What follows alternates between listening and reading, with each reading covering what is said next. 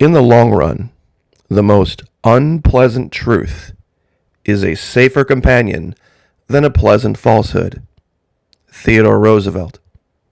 However, in the short run, the vast majority of the people in the world, regardless of how much they clamor for wanting to know the truth, will choose the pleasant falsehood over the unpleasant truth, even knowing one is false and one is true, simply because of how it makes them feel. In today's video, I'm going to give my audience a tool that can be used as a weapon, one far more dangerous than any you could ever hold in your hands. What is that weapon? It's knowledge. It's specific knowledge pointed at those who control these platforms. Some people believe they're powerless. Some people believe that these folks that run social media are impervious. It's not the case. Yesterday, in a live, I announced that the Patriot Nurse had revealed her channel had been issued a strike, and many of her videos had been demonetized, some had been deleted, and now she can't upload for quite some time. She has a backup channel. I'm sure a lot of you saw that live. You see, lies are soft and squishy. They can be whatever shape you want. You can make them fit into any worldview. They're convenient. See, but the truth is hard and spiky, and it's hard to embrace. And once you accept it, you've got to change your worldview to fit around it. But those in charge of these platforms have a weakness. See, the idea behind suspending someone, demonetizing videos, removing videos, is to punish. See, they're attempting to change behavior. But what they don't realize is there's a grander audience. When they do things like that, they don't understand how psychology works. If there were anybody out there who listened to the Patriot Nurse or the Florida Maquis or Jennifer LaFontaine, and they were, on the fence. Some people would say, well, maybe I agree with this, or maybe I don't agree with that. I'm not sure.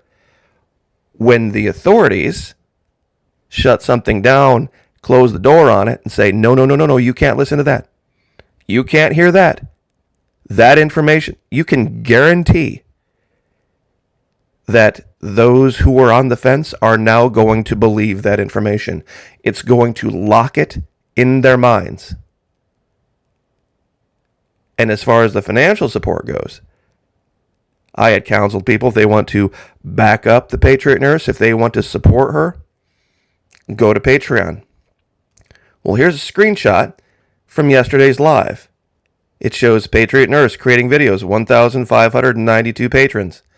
Now, to put that in perspective, she has 427,000 subscribers on her main channel. So that's only a fraction of those who are subscribed that actually have stepped up and supported. Now, this was as of last night. Here's today. 1,623. 31 people in 12 hours have stepped up.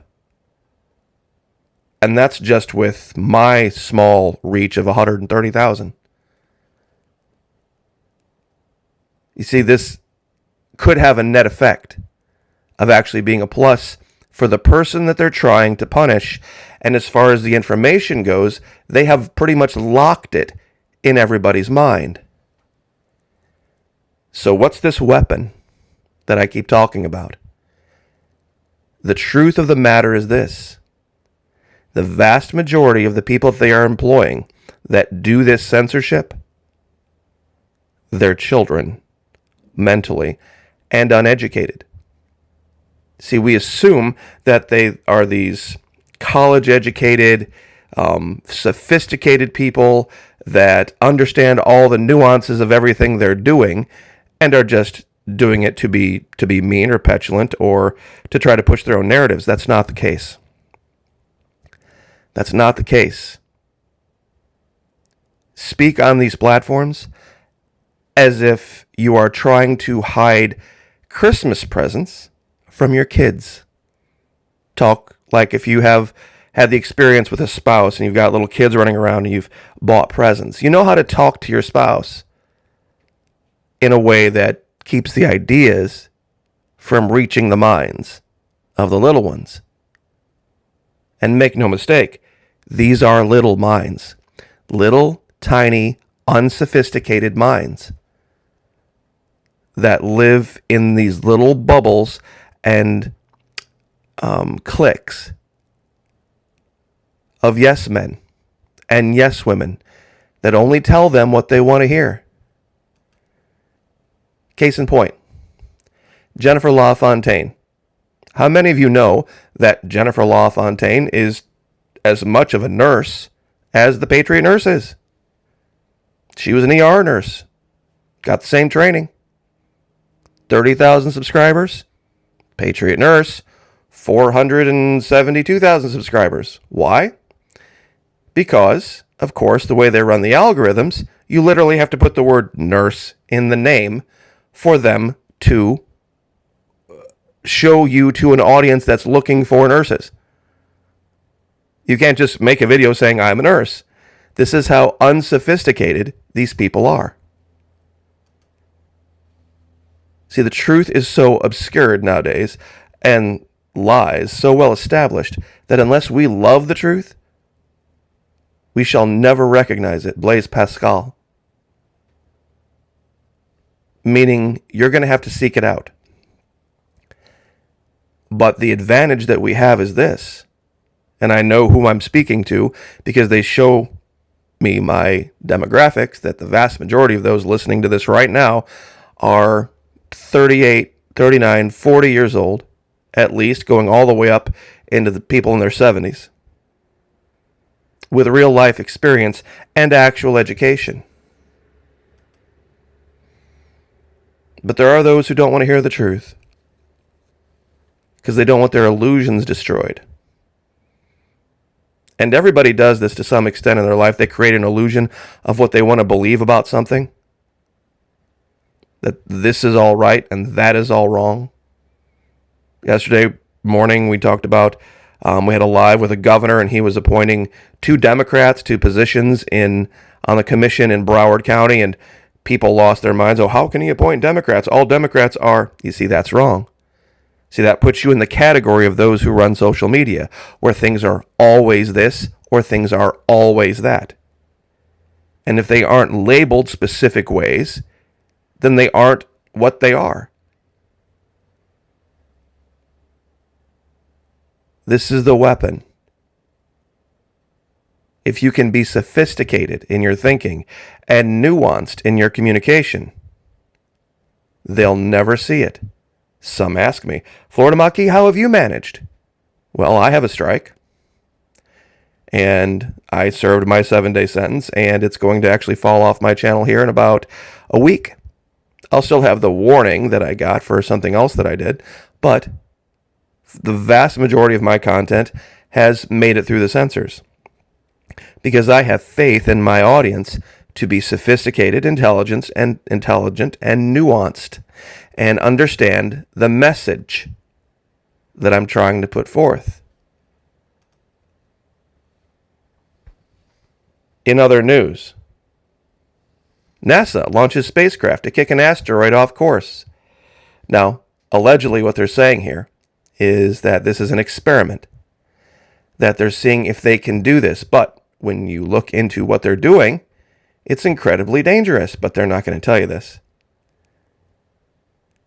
It may sound like science fiction, but the double asteroid redirection test is a real proof of concept experiment, the goal of which is to slightly alter the trajectory of an asteroid Dimorphos. Now, it's a little tiny rock, a moonlet, 525 feet, that circles a larger asteroid called Didymus, 2,500 feet in diameter, and they orbit the sun. But what they admit in the article is that they aren't sure what the results of it's going to be. Meaning they could knock it one direction, they could knock it the other direction. Who knows? Maybe it could hit something else, and then that could be on its way to Earth. One way or the other, they don't even acknowledge the fact that the simple act of doing this and what they don't know could have catastrophic consequences. Because they always know everything. Because, once again, nobody is telling them, they don't have anybody around them. Modern science. It's like the church in the Dark Ages. They don't have anybody around them who is a critical thinker. They don't have anybody around them saying, hey, maybe we shouldn't do this. Maybe this is a bad idea. $330 million. 10-year mission. Ridiculous goal. Ridiculous goal.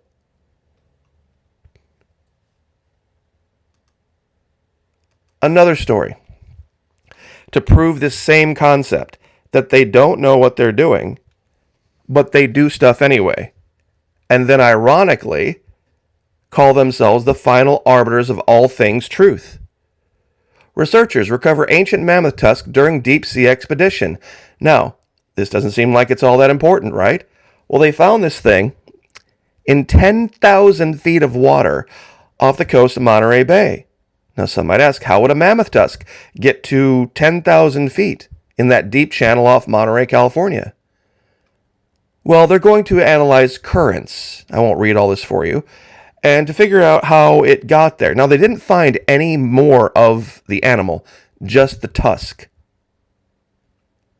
You start to expect the unexpected when exploring the deep sea, but I'm still stunned that we came upon the ancient tusk of a mammoth. We are grateful to have a multidisciplinary team analyzing this remarkable specimen, geochronologists, oceanographers, and paleogenomicists, whatever the hell this is. But point being, the real answer they don't want you to know. See, mammoth tusks are prized in Asia.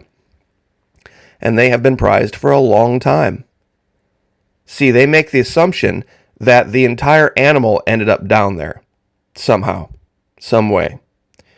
Maybe it got floated out to sea and the currents took it and that's where it... This mammoth tusk that they found was on a boat at some point in the past, and that boat sunk. Because they were trading with Asia. Could have been at any point in the past.